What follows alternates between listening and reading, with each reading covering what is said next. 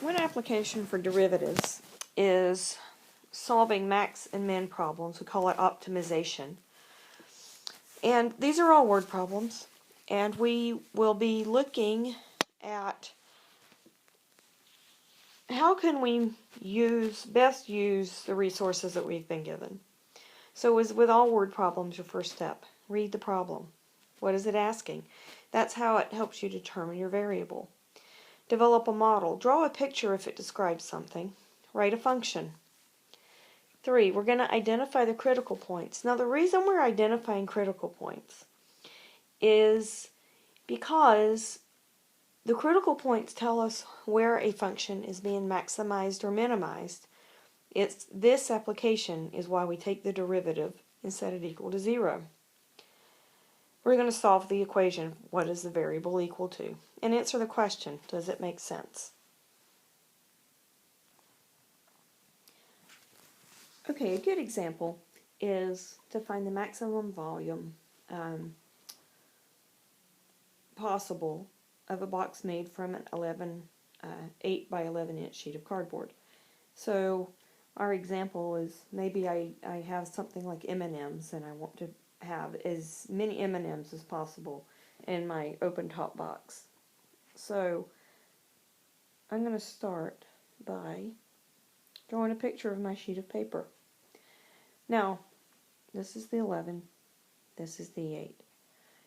Now what happens is, to make my box, I need to cut out 4 corners of equal size. And we don't know what those corners are. That's what we're going to start with finding. Since they're equal, they're squares. They're all a height of x. And the reason I say height is that once we cut these corners out,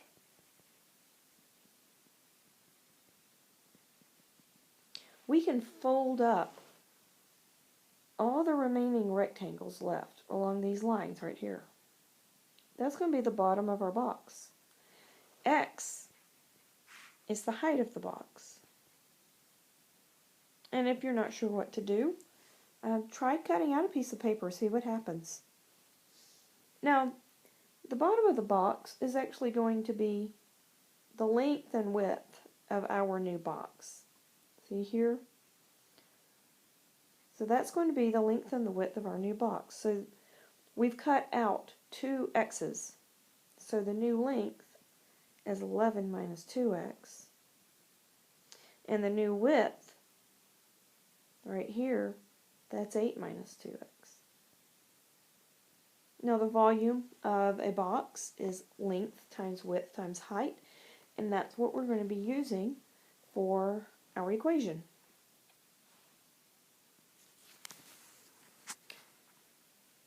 Length, width, and height multiplied together makes the volume of our box. We want to have one single variable, and we've established that we're going to let height be equal to x.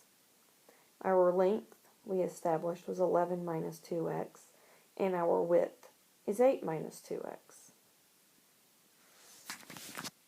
So when we multiply all this together, we get x times 11 minus 2x times 8 minus 2x. So we are going to very quickly, we're going to FOIL that, and then we are going to take the derivative, because that's what we do to find a maximum point. So when we FOIL this, we're going to have 4x cubed minus 22x squared minus 16x squared, and then plus 88x. And I FOILed, and I have also distributed my x on the outside right there. So then I end up with 4x cubed, and let's add these together, and that gives me 38x squared plus 88x. So at this point, we're going to take the derivative, set it equal to 0, and solve for x. So we're going to have 12x squared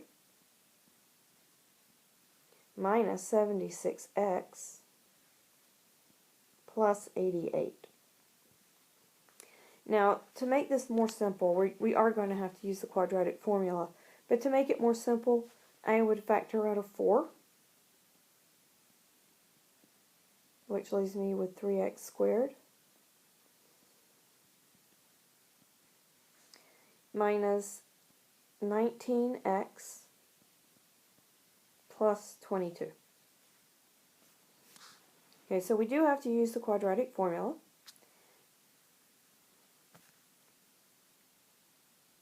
And so we're going to have A is 3, B is negative 19, and C is 22.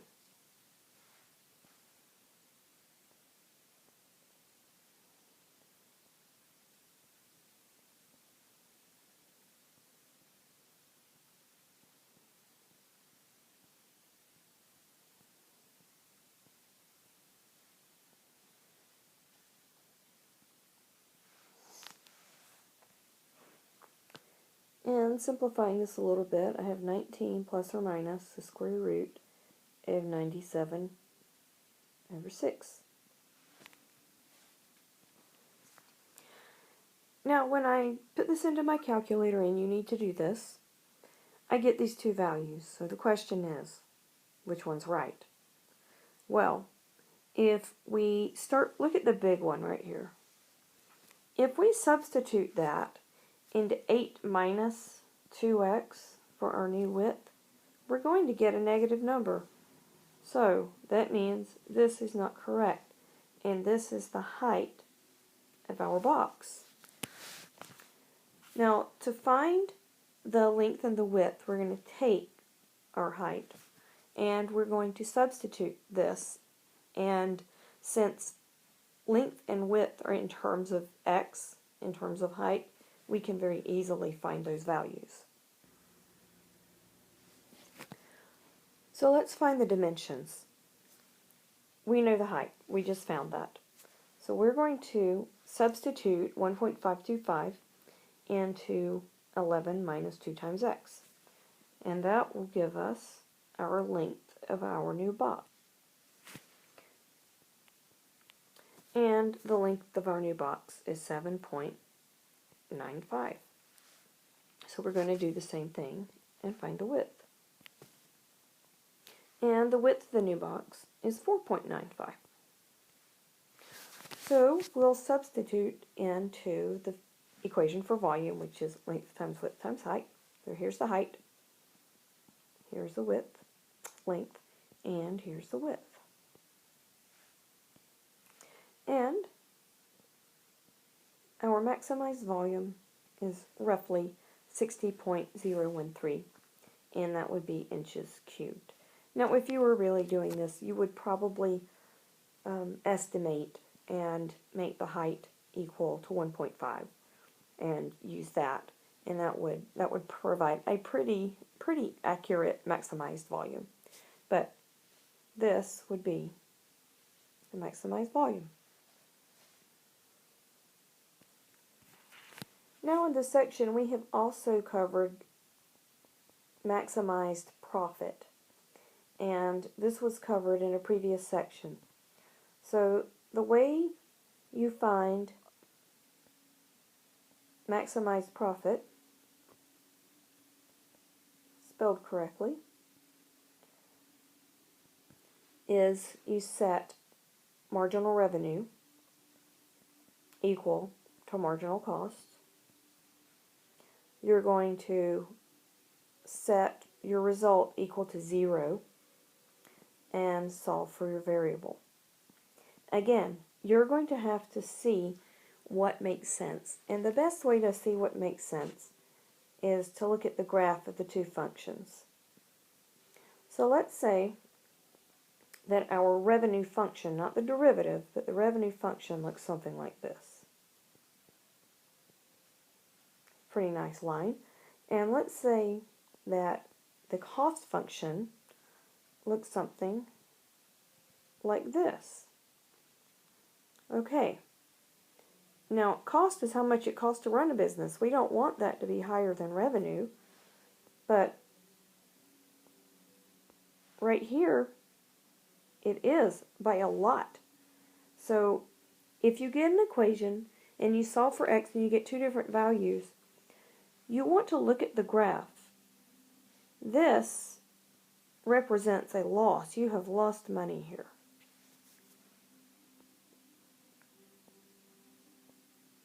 This x value, the location of this x value, that represents your maximum profit. And so the amount that you want to produce is that x value. So take a look at the graph. Make sure that you can tell where your cost function is and where your revenue function is, and that will help you determine which value of x to use.